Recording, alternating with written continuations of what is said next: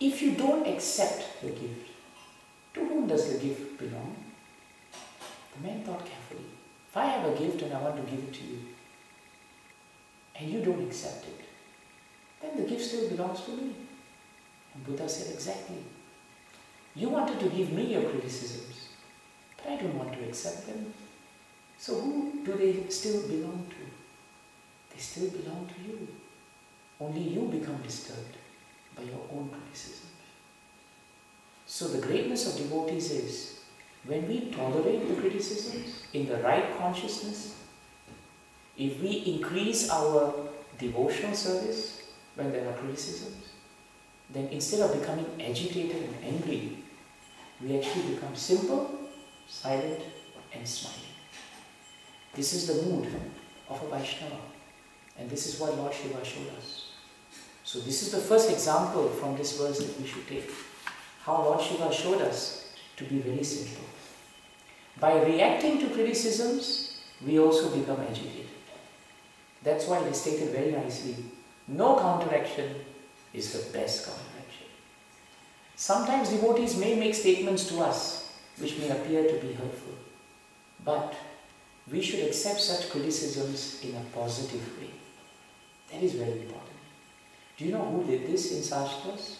None other than Mahaprabhu himself. In Chaitanya Charitamrita, you remember the episode of Amog? Amog was the son-in-law of Sarvabhauma Bhattacharya. And Sarvabhauma Bhattacharya was a great devotee of Lord Chaitanya Mahaprabhu and Krishna. One day Bhattacharya invited Mahaprabhu to his house and said, Mahaprabhu, please come. I want to give you a big feast. Mahaprabhu said, I'm sannyasi.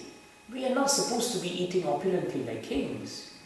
And Bhattacharya said, I know you are that same Jagannath in Puri as you are the same Mahaprabhu here. If Jagannath can eat Chapan Bhog, then surely you are ready to eat all of this. So Mahaprabhu was merciful. He said, all right, I will accept your invitation. I will come in the afternoon. Now, Bhattacharya had a son-in-law married to his daughter known as Amog.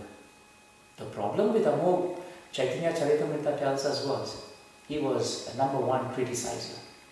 He was always finding fault with all great personalities. He could not resist it. So Bhattacharya on that day was careful. He tried to see and make sure that Amog would not come and see Mahaprabhu and criticize him, because that would be a great offense. Mahaprabhu was seated and he was given a great feast. We don't have time, but if you read the descriptions in Charitamrita, it was a wonderful feast. So many dishes Bhattacharya and his wife prepared. So Mahaprabhu sat down, and out of trying to please his devotee, he started honoring all the prasadam. And he was having a great feast. Then all of a sudden Amog, he comes, he doesn't walk into the door, he looks through the window, sees Mahaprabhu taking such a feast, and then he remarks very loudly, just witness this sannyasi. He is such a hypocrite. He says that he has renounced the world, but he is eating like a king. What kind of sannyasi is he? And then suddenly after saying that, he starts running away, because Bhattacharya hears it, takes a stick and runs after his son-in-law, saying, this is blasphemy of the highest order. Then he comes in and says, Mahaprabhu, you please eat. Mahaprabhu says, all right, I will continue. For the second time, Amog comes. And second time he makes the same statement. And again he runs like a coward. And this time what happens? Bhattacharya again runs after him. And this time Amog runs out of the house. Bhattacharya is in tears. He comes and falls at the lotus feet of Mahaprabhu and says, my Lord, today I have really committed the greatest offense. I have invited you into my house as a special honored guest, given you a feast only to have you blasphemed. Now I find no other way, but I must tell my daughter to reject this Amog, and there is no other retribution for him. What does Mahaprabhu say? Mahaprabhu could easily have said, yes, I am the Supreme Personality of Godhead, and he has actually blasphemed me, now he is finished. Mahaprabhu becomes thoughtful, Chaitanya Charitamrita says. And he says, Bhattacharya, think nothing of it. Actually, Amog may have a grain of truth in what he says. After all, I am a sannyasi. What am I doing eating so much? So don't take it too much. What he says has some truth.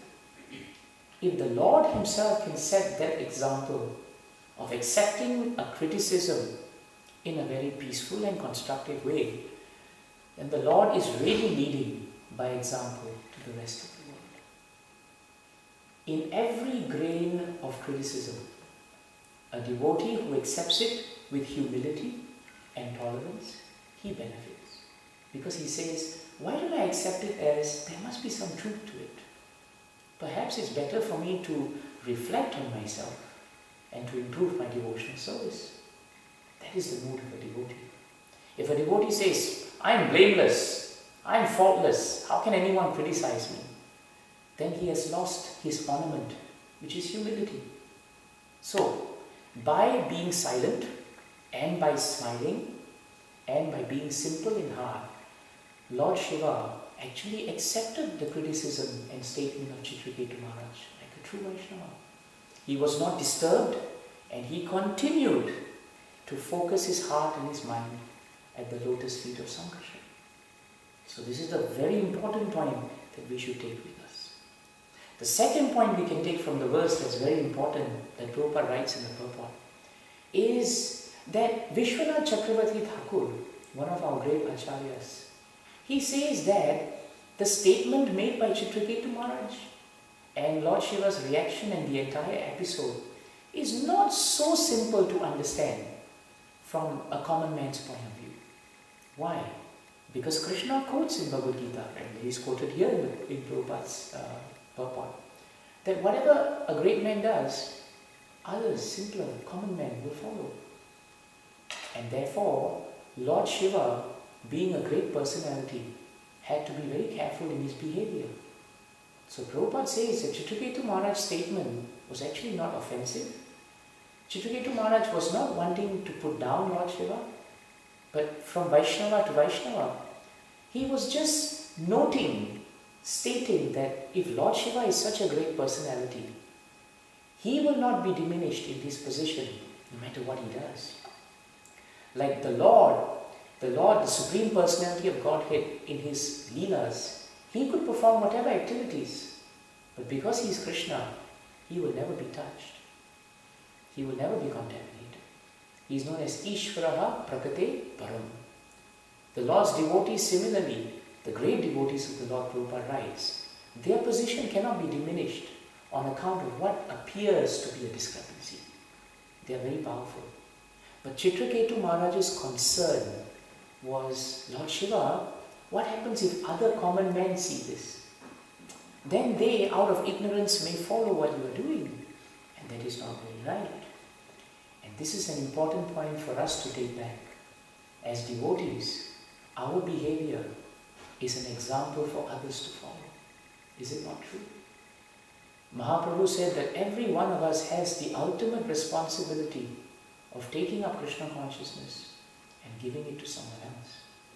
That's why Mahaprabhu said all of us, in one sense, are spiritual masters, in the sense of delivering Krishna consciousness to the living entities. And not only are we followers of Mahaprabhu, but we are also followers of Prabhupada. Does it not become our responsibility to present this movement correctly? Because otherwise, on account of our immaturity, the name and good reputation of this great movement that Prabhupada painstakingly started will just become disturbed.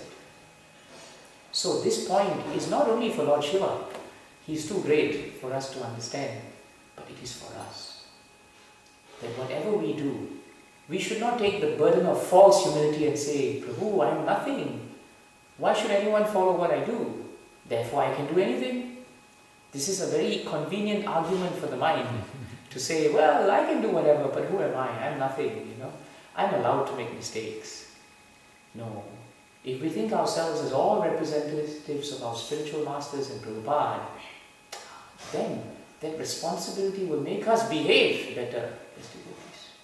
And that is the other point here. Therefore, Chitraketu Maharaj was a well-wisher of Lord Shiva. And this point that he has stated is very important. Otherwise, devotees can simply create situations which cause disturbance to society. And that we should not do. That is the greatest disservice that we could do.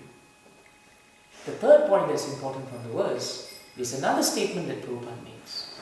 Prabhupada says that offends to a devotee of the Lord in thinking that he's just ordinary, that he's just having improper social affairs. That's the words Prabhupada uses. The moment we think that way of devotees, we actually become offenders. It's very easy for us to think that Lord Shiva's act of putting Parvati Mata on his lap is not proper. And Prabhupada warns us in the purport that we should not think that way. Not only is the Lord perfect, but the pure devotees and the great devotees of the Lord, they are also as perfect as the Lord has bestowed perfection upon them. This is very important. Prabhupada was once asked a question. If you are the representative of God, then you should know whatever is in our hearts, just like God knows whatever is in our hearts. Prabhupada said, I don't know what is in your heart. Only Krishna knows. But if Krishna wants me to know, then I can know everything that's in your heart. This proves the point that the devotees, the great devotees of the Lord, the Mahajans, they are never to be seen as ordinary souls. We should never judge them as having improper social affairs. This is a very important point. Instead, Krishna becomes more pleased when we serve the devotees of his devotees. There is a nice verse in the 9th canto, 4th chapter. I think it is 63 or 64th verse. Aham bhakta paradino ni aswatantra ivadvija sadhubi grista hridayo bhakte bhakta jana priyaha. This verse is spoken by Lord in the form of Vishnu to Durvasa Muni, because Durvasa Muni had offended Ambarish Maharaj. And he says an amazing statement. He says, my dear Durvasa, aham bhakta paradino, my devotees are so dear to me that I have no independence. The whole world thinks I am Swarat. That means I am fully independent. But do you know a truth? The truth is, I am totally dependent on my devotees. And my devotees are totally dependent on me. So this is the greatness of the devotees of the Lord. Then Krishna makes an amazing statement. He says, Bhakte Bhakta Jana Priya. He says, not only are my devotees very dear to me, but the devotees of my devotees, they are as dear to me as my devotees. And Prabhupada writes in the last line of that purport, if you have time, you should read that. Because Prabhupada says that the instructions of great devotees, pure devotees of the Lord, they are more valuable than the instructions of the Supreme Personality of Godhead Himself. Amazing statement. It's in the last line of that purport, Aham Bhakta Paradino. So that is why Prabhupada writes here that we have to be very careful about how we view devotees, how we treat devotees, how we receive devotees in our hearts. A devotee like Lord Shiva has not made any mistake in this episode, because Lord Shiva's heart and consciousness is always with Krishna. And because his heart is always with Krishna, throughout Bhagavatam, we only find descriptions of Lord Shiva eager to hear about Krishna. Bhagavatam says, isn't it, in the 2nd chapter of the 1st canto, Nasta Prayeshu, no, before that, what is that? Shranavatam Swakatha Krishnaha Punya Shravana Kirtanaha Ridyantastohi Abhadrani Vidu Noti Sruhat Satam. Shranavata Swakatha Krishnaha. What is the meaning of Shranavata? We normally think Shranavata means to hear. But if you read the word-to-word meaning that Prabhupada has given, it gives us a clue. It is much deeper.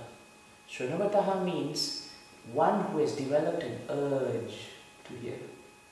It is not just that we sit to hear Bhagavatam because, well, it's 8 o'clock, 7:45 in the morning, we're in the temple, we have to hear Bhagavatam. That is also Shranavata. But that is not Shranavata the way Prabhupada has given us. That is just simply a formality. I've come to hear Bhagavatam because I'm part of the temple or because it's supposed to be purifying and I'll do it. But Shranavata Swakatha Krishnaha means we should always inculcate. We should always inculcate the urge to hear the message of Krishna. And that is what Lord Shiva does. That is why if you read the translation to Shranavata Swakatha Krishnaha, you will find very nicely stated that Krishna, who is Paramatma in the heart of the devotee, he is the true benefactor. And He always cleanses the heart of a devotee. What does he cleanse? He cleanses the heart of desires for material enjoyment. And he does that because that devotee has an urge to hear the message of Krishna. Lord Shiva always has the urge to hear the message of Krishna. That's why he's always eagerly sitting down and remembering Krishna. And because he is Srinavatam Swakata Krishna, Vidunoti Suhat Satam. Whatever material desires that are in the hearts, they are automatically cleansed by Krishna himself. The supreme vacuum cleaner, as we say it. We don't have to bring our material vacuum cleaner to clean the heart. The moment we say, Krishna, I want to hear about you. The moment we sincerely say, I want to hear about Krishna. I want to find time, make time, steal time to hear about Krishna. That urge will attract the mercy of Krishna. And what will he do? He will clean. He will clean the heart. So where is the question of Lord Shiva being impure? Where is the question of Chitraketu Maharaj, who saw Krishna, who heard about Krishna, being impure? So this is the point that we should understand. The main point is Lord Shiva was free of anger because his heart had only the desire to hear about Krishna. There is only one letter that separates anger from danger, isn't it? D-A-N-G-E-R and A-N-G-E-R. The only letter is D. If you take out D, it is anger. So whenever we become angry, we are actually in a dangerous position. And anger comes from what? Bhagavatam tells us the root of anger is envy. And the root of envy is pride.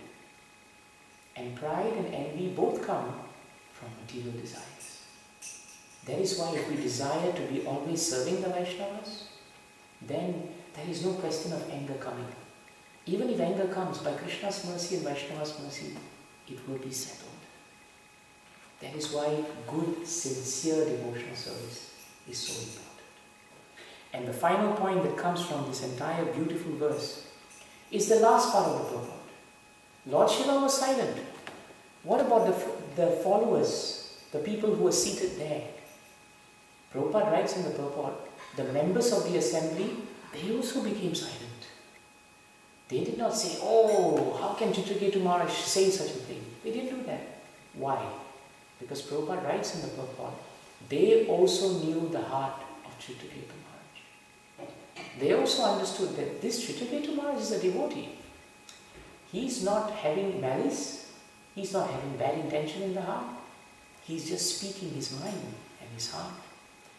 So, Narada Muni, the Siddhas, and all the associates of Lord Shiva, because they had the association of Lord Shiva and they had like-minded association, they were all able to be calm and composed, and they were able to be silent.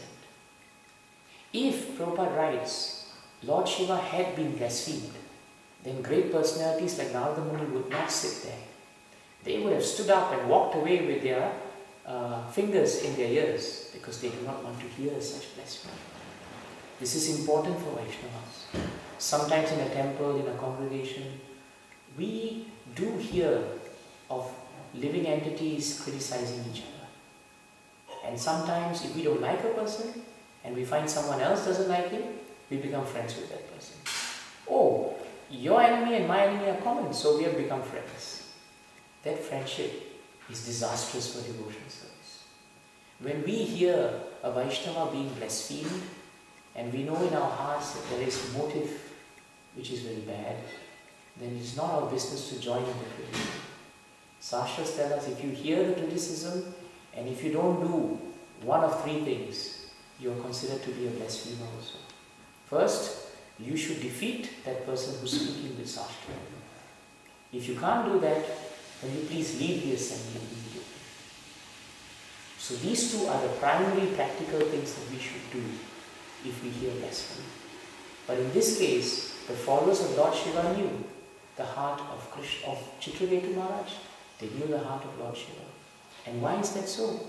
Because they were following very closely in the footsteps of a great, great devotee, Lord Shiva. That is why in the presence of great devotees, if you follow their way, if you follow their instructions, then we become purified also. So the point we should understand that criticism, as a Vaishnava, we should receive it with tolerance. Criticism, if we hear about others, we should not tolerate. But if it is about us, instead of becoming disturbed, we should say, yeah, there may be something right. Maybe not all, but there must be some truth. Better I look at myself. Maybe Krishna has planned this so that I can improve my devotional service. And in that way, instead of fighting back and saying, you're wrong, I will prove you wrong, I have evidence that you're wrong, and in all that, Krishna is followed. So Chitraketu Maharaj is a great personality, but this verse is about the glorification of Lord Shiva as a great personality. Jai Mantra Srimad Bhagavatam ki, Srila Prabhupada ki, Ananta Koti Vaishnava ki, Thai Guru Premanande. We have 5 minutes. Are there any questions? I was just thinking that we can see in many cases with Parvati that also in her form as Sati, she wanted to leave Shiva and go to her family Daksha's home. Yes. And in that purport Prabhupada writes that because of her womanly nature, like that, and now she will also curse Chitraketu. Yes. And so the question is all these sages, and because there were very different people in the assembly, like Narada Muni, and you said some siddhas and demons. Yes. But then are they like completely just fixed on Shiva, and like, so even though she is so beautiful, Parvati, and not to be agitated for a demon, like in the case of Mohini Murti, the demons were very agitated, but the demigods were not. But here you have such a... Yes. But was it because of their love and affection for Shiva that they didn't take that association with her? Actually, your answer is very true. The reason why the followers of Lord Shiva never considered Parvati Mata to be attractive in the form of a female was because they were all sincere followers of the Lord. And our sastras say that when one follows the spiritual master very sincerely, then if the spiritual master has a wife, and even if she is beautiful or she is very exemplary in behavior, the disciple considers her to be mother. But a disciple can only feel that way if he is following the instructions of his spiritual master sincerely. So it must be here that the followers in the assembly were also not agitated because they were very fixed at the lotus feet of Lord Shiva. Narada Muni, we know for sure, is such an exalted pure devotee that nothing would agitate him. And Lord Shiva's followers were always very loyal to Lord Shiva. And they always considered Parvati and Lord Shiva as their supreme father and mother. That is why when Parvati came in the form of Sati also, and when she went to Daksha's house, Lord Shiva's followers followed her as children would follow their mother. And when they saw that Sati had self-immolated herself, they came back as distressed children to report what had happened to their supreme father. So it's a very nice point you brought up. One's senses automatically come under control when one is taking strictly the shelter of a great personality as spiritual master. The senses, because Krishna is involved as Rishikesha, they automatically come under control. Otherwise, even without the presence of something beautiful, just by mental concoction, one can become disturbed. Mahaprabhu said just a wooden form of a woman can disturb the mind. Just by hearing a lady singing, Mahaprabhu said, if one's mind is not under control, one can become agitated. But if one is under the lotus feet and shelter of the spiritual master, then one's senses, by his mercy, they become automatically controlled. Thank you. Prabhu, you had a question? Yeah, I don't know. I think it's a little. So maybe just 30 seconds left. Okay, I'll try and do it in 10 seconds. Okay, I was curious. Why does it say that all that is troublesome to the heart become almost completely destroyed, and not completely destroyed by rendering service to the pure devotee and hearing Bhagavatam. Two reasons. One, the nature of this material world is such that all that is troublesome cannot be completely destroyed. If it was, this material world would become a spiritual world, and it is not. It is meant to be a prison. If the prison became too comfortable, Prabhupada said, you won't find a reason to leave it, then you just continue to stay in this material world. So devotees understand that while almost everything that's troublesome can leave because of devotional service, but we still have this body. And at the last stage of our life, this body will give us trouble. It will deteriorate. And by the agency of death and disease, it will be troublesome. But because of Vaishnava's consciousness is so fixed at the lotus feet of their lordships and Srila Prabhupada, so to the extent of him being fixed at the lotus feet, even though it is troublesome, he does not feel it as much as a materialist would. So it is a reminder to us that the nature of this material world is, you should not stay here too long. Prabhupada said we should develop the consciousness that we should not stay too long in this material world, neither should we become too comfortable in this material world. The acharyas use the example of a toilet. When you go into a toilet, you don't stay too long and say, this toilet is very nice. After a while, you leave the toilet. So we have a function in this material world, and once we are done with it, we should be ready to leave. Because the nature of the world is, it is troublesome. Samsara dharme avimuyamanaha. The dharma of this samsara is that it is bewildering. It will always cause troublesome nature. Is that alright? Yes. So it is only when we are in the spiritual world that this entire troublesome matter will cease. That's why Prabhupada repeatedly told us that we should go back home, back to Godhead, after completing whatever mission we have in this world.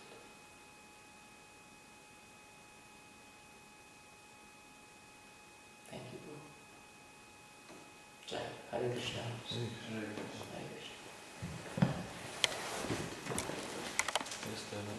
Okay. Done. Srila Prabhupada, Srila Gurudev ki. Done.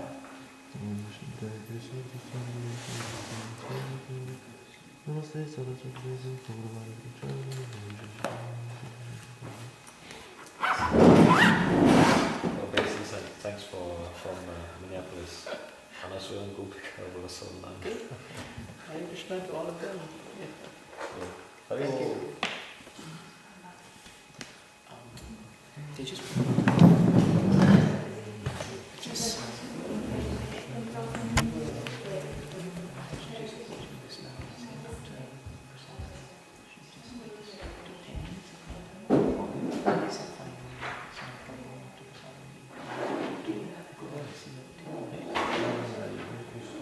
Nobody spoke. We had something with associated with them.